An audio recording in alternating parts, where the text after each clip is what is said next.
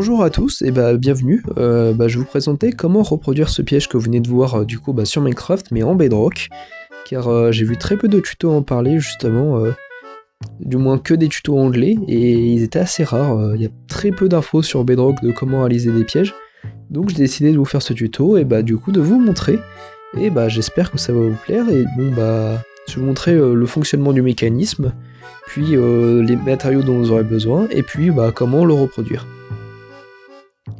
Du coup, voilà, vous venez de voir comment ça marche. Du coup, on va voir de l'intérieur à quoi ça ressemble. Ça ressemble à ça. Alors, je vais poser une trappe, comme ça vous verrez comment ça marche. Du coup, les pistons à l'arrière attirent les blocs et créent un trou. Et les pistons à l'avant, eux, permettent de monter les blocs, qui permettent que le joueur se cogne la tête. Je l'ai recréé ici en surface pour que ce soit plus visible. Donc on peut voir qu'il y a bien deux parties. La partie gauche, justement, on active en marchant dessus. Et le centre où justement le piège se crée. On voit pas trop là, mais il y a le trou. Attendez, on va aller dedans pour voir. Du coup, on va prendre un levier, comme ça au moment où le système restera actif, ça sera plus simple de visualiser. Ça évitera de tout casser. Voilà. Voilà, parfait. Du coup, on peut voir que ça creuse un trou. J'ai mis des vides pour éviter qu'on tombe, mais voilà. Du coup, on peut voir à quoi ressemble le système dans son ensemble là. Et du coup, on va pouvoir le reproduire à côté. Je vais aller assez doucement pour les étapes, j'ai déjà préparé les choses en avance. Donc voici de tout ce que vous aurez besoin. Voilà, je vous laisse faire pause si vous n'avez pas eu le temps de voir. J'étais un peu rapide, mais bon, j'ai regardé à l'avance les quantités et j'ai mélangé avec les blocs de mon inventaire, donc c'est un peu le bazar, mais on va essayer de s'y retrouver et voilà, je vais vous montrer. Donc voilà à quoi ça ressemble. Alors la surface totale c'est quelque chose qui prend de 9 sur 10 blocs. On peut voir que c'est plutôt simple visuellement, une fois qu'on a creusé. Je vous conseille d'abord, oui justement, de creuser en avance justement les endroits et de surélever ce qu'il faut. Comme ça au moins vous êtes tranquille et vous avez une idée de comment ça marche. Du coup voilà. Alors on va commencer déjà par placer la redstone ici. Vous en aurez ici et ici. La zone verte c'est l'endroit où depuis le haut on pourra poser la plaque pour justement activer le système. Ensuite on vient placer des observeurs au-dessus de la redstone qui permettront justement d'émettre le signal. Ensuite on place notre torche de redstone, puis un répéteur placé au deuxième tick. Ensuite on vient placer tout ce qui est piston collant. On en place une ligne entière. Puis on place des pistons par-dessus, mais des normaux. Alors voilà, une fois que ça c'est fait, on a notre partie gauche qui est faite. Du coup, je vais vous montrer ici pourquoi on a besoin d'obsidienne. Parce que si on veut placer de la redstone ici, voilà, de ce côté-là, et je vais vous montrer. Le problème c'est que si on en place aussi en bas, c'est que ça va se connecter.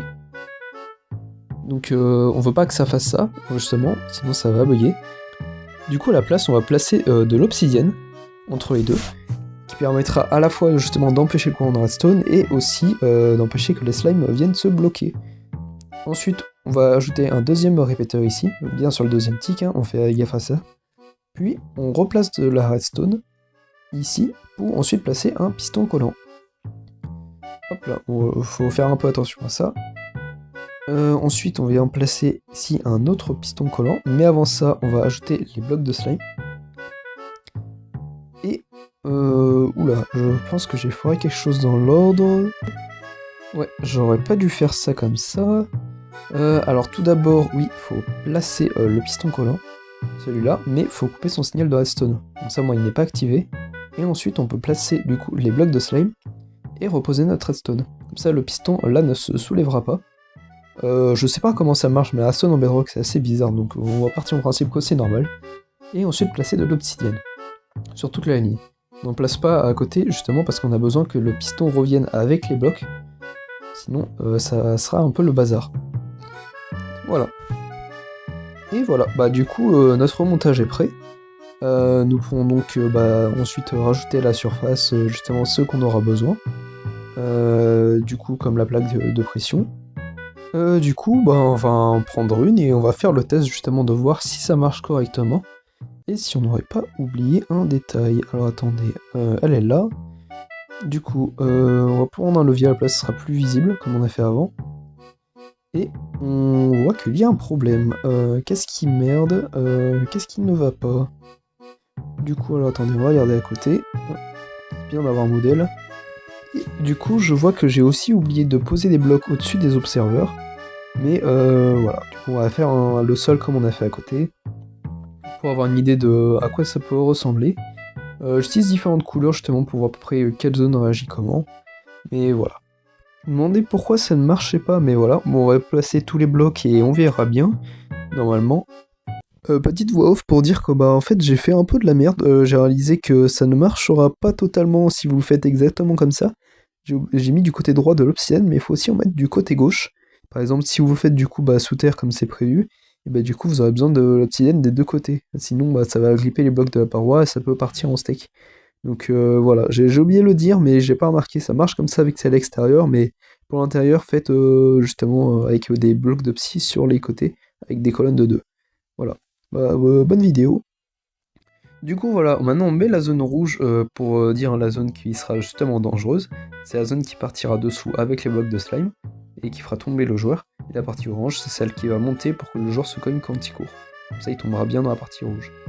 Je revérifie bien pour le piston, parce que je sais pas si c'était ça qui avait un problème. Voir si c'était bien un piston collant. Et du coup, voilà, notre système est prêt. Je peux à nouveau mettre un levier justement pour vérifier que ça marche bien. La partie rouge s'enlève bien. Le trou est bien créé, et bah c'est parfait. Alors, le seul inconvénient, c'est que les blocs se replacent pas derrière. Donc c'est utilisation unique. Mais ce n'est pas fini, il manque encore une partie au piège. Il manque la seconde partie lorsque l'on tombe. Alors on va retourner dans notre système pour voir comment il marche. Et du coup en allant dedans on peut voir qu'il y a des plaques de pression avec des boutons sur les murs. Ça sert à éviter que les joueurs puissent s'en sortir une fois tombés.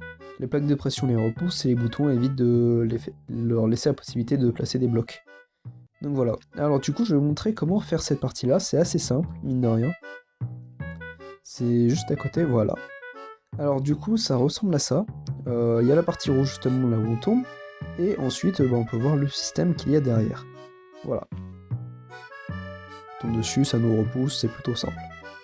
Il n'y a pas grand chose à dire là-dessus, je vais vous montrer du coup comment on le construit directement. Et bah voilà.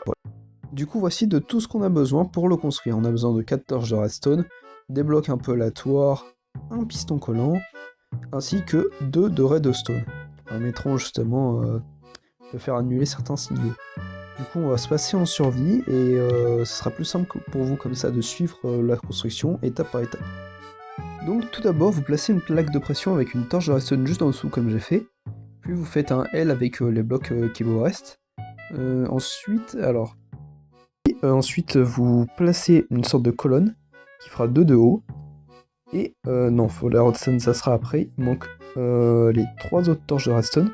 Donc vous en placez une sur l'extrémité du L, une sur le haut de la colonne, et vous venez placer un bloc au-dessus de la torche de redstone que vous venez poser au bout du L. Ensuite vous la placez sur le côté, comme ça, et elle viendra s'éteindre. Ensuite il manque plus que les 2 de redstone, donc une en bas là, et une en haut. Donc il ne reste que la torche de redstone du haut allumée, les 2 du milieu éteintes, et celle du bas qui sera allumée. Le piston collant, ouais, vous le posez comme ça, ouais, je me suis un peu bloqué là. On va essayer d'en sortir, voilà. Et vous posez vos blocs. Et bah voilà, c'est à peu près tout, hein. On va monter pour voir à quoi ça ressemble. Et voilà, on va s'y jeter pour voir si ça marche, et bah ça marche très bien, ça nous pousse et on tombe. Alors là, il faudra placer justement des stalagmites justement pour tuer les joueurs. Mais voilà. Du coup, bah je vais vous montrer justement sur la partie où les deux sont fusionnés ensemble pour que ça marche bien. Et voilà, après vous pouvez en faire justement un deuxième plus bas si vous voulez restreindre le trou à 1. Vous pouvez genre faire un deuxième montage. Mais ici, j'ai fait un montage où ça pousse et il n'y en a que 3. C'est un truc de 3. Il y a bien des boutons tout le long pour éviter que les joueurs puissent se rattraper. Et voilà. J'espère que globalement ça vous aura plu, ça vous aura été utile. Merci d'avoir regardé cette vidéo, j'espère que ça vous aura aidé. Et je vous dis à plus. Bye!